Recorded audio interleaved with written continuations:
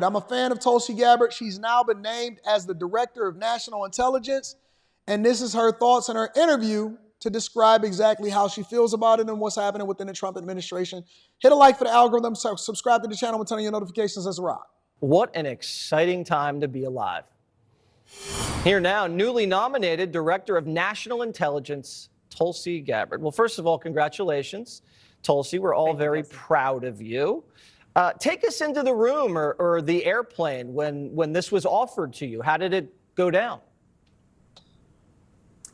We had a great conversation and talked a little bit love about the work Storm. that needs to be done. And I was grateful and honored to accept President Trump's offer to serve our country and support his objective to defend the safety, security, and freedom of the American people as the Director of National Intelligence. How do you?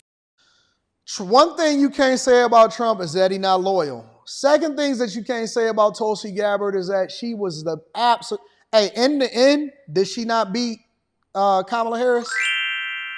In the end, when all of the dust fell out. Remember when Kamala Harris and Tulsi Gabbard was debating back and forth, and Tulsi absolutely shut her down and ended any hope that she had to become president of the United States of America, and that moment still came back and haunted her? And that moment came back and haunted her. This was when Tulsi was actually running as a Democrat, right? And then when it all came back down, y'all thought that Kamala Harris won because she was a DEI pick for the vice president of the United States of America. Tulsi said, I see you won. I switch political parties because I don't like the way that the Democratic Party is operating right now. Trump recruited RFK Jr. and Tulsi Gabbard, one of the most intelligent people that I've ever seen in my entire life. And then she switched over, and now she's the Director of National Intelligence. Let me give a round of applause for the women that's playing chess, not checkers. She's rogue. She playing rogue, not Storm AD. Okay, I'm sorry. She playing chess, not checkers. I know that much. Listen, she switched parties and won. Trump knows intelligent women, unlike Mark Cuban. Where's Mark Cuban at? Did Mark Cuban make any comment about what happened during the election, or did he just go back into his hole and kept rooting for the Dallas Mavericks? Trump surrounded himself with some of the most intelligent women ever. He even picked them up from the Democratic Party and said, hey, Tulsi, come on over here with us. It's the winning team. I think foreign capitals are taking your nomination and the nomination of other people in the national security apparatus. It's a good question. I think President Trump has already shown how active he has been in not waiting around for day one on January 20th or 21st, but he's already leading. He's already engaging with so many of these world leaders around the world on the phone constantly, and he's showing the kind of leadership that the American people voted for. Do you expect resistance from the inside? Because there was a lot of resistance in the first term, and how would you deal with that? The American people delivered quite an incredible mandate for change in this election, with the popular vote and the electoral vote overwhelmingly saying, hey, we want Donald Trump as president, and we've had enough of the Harris-Biden regime. Of course, there's going to be resistance to change from the swamp in Washington. I think that's kind of the point. The American people are saying, hey, stop looking at yourselves, stop focusing on your own power, your own position, your own bank accounts. How about we have leaders in Washington who are actually looking out for the American people? And on every issue across the board, that's really what it comes down to with what President Trump is trying to accomplish is we have to make sure that our government puts the interests of the American people first. How did you think the Biden meeting went today? It was interesting to see that Biden didn't seem to be able to stop smiling. For them to have sat there for what she said a couple hours and good. I'm glad that they sat there. They had a seemingly good conversation. President Trump, I'm sure, is eager to get to work and glad to be back there. What do you think Kamala is thinking right now? I can't even begin to venture how she's feeling right now. The amazing thing is what I hope the American people are feeling is a sense of. What do y'all think that Kamala is feeling right now? Because Trump has actually been a gracious winner. Everybody that's a part of Trump's administration has been a gracious winner.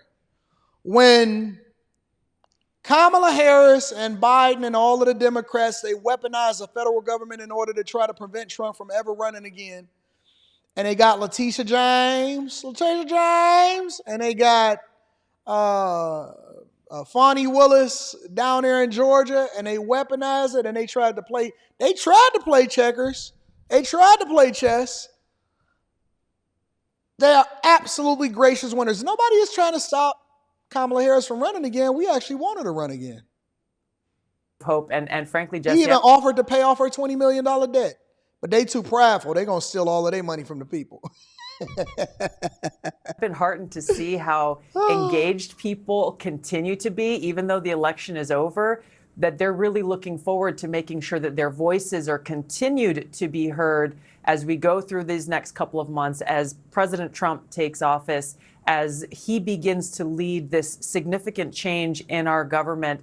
To me, this is what an active and thriving democratic republic looks like. It's not just centered around an election every 2 years or every 4 years. It's going to continue to require an active populace in this country in order to bring about this kind of change that makes sure we have truly a government of, by, and for the people. And you're going to be very active working alongside this team. You got Waltz, you got Radcliffe, you got Pete Hegseth, Marco Rubio. How excited are you, and what are the plans?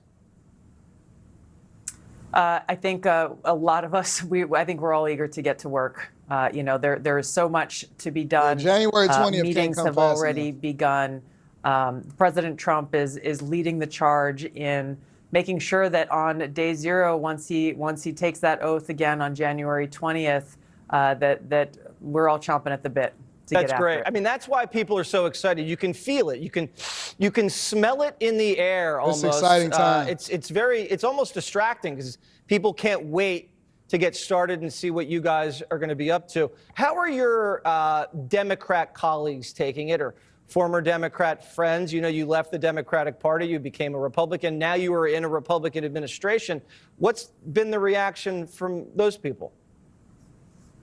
You know, Jesse, I'm actually pretty heartened. I've heard from some of my former Democrat colleagues who are still serving in office today, as well as some who've left and are no longer serving in the House or the Senate, reaching out and in what I hope could be and should be an effort for us to work together and put the American people first, to uphold, support, and defend the Constitution, and again, ensure the safety, security, and freedom of the American people. This should be the objective of every single member of the House and the Senate, Michelle, who do I make excuses for? I'm actually the accountability partner. Michelle, you know what, Michelle? I tell you what, I've been doing this a lot lately. Michelle, who do I make excuses for? I'm going to drop the link in the chat. You don't have to be online at all. This is for Michelle.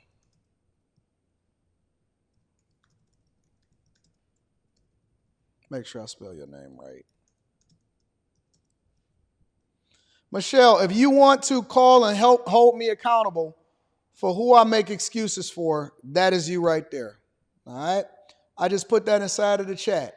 That is for Michelle. Michelle, feel free to hold me accountable and tell me who I make excuses for.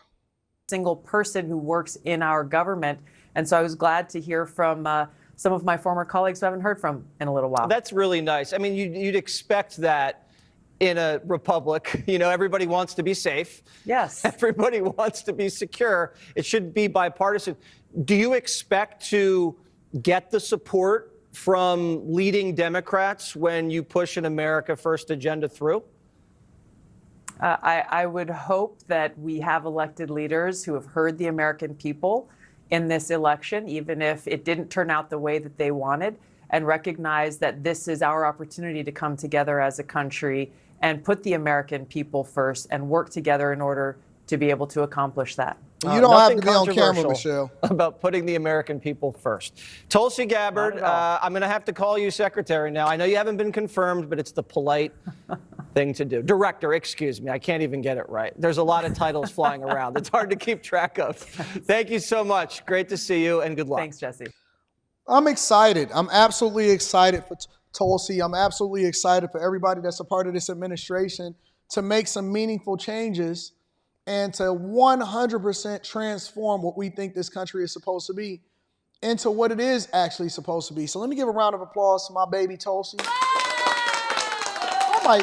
Tulsi might have sprung up to the top of the list of the people that I would love to meet. Tulsi might have sprung to the top of the list of the people that I would love to meet. Man, it is so dark outside. I don't like that. It's raining. It's rain season. Michelle, did you get the link? Michelle, feel free to hit the link. I'm going to put that in there for you again. Michelle, just call in. You ain't got to be on camera, none of that. Just call in and let me know who I make excuses for. I'm curious.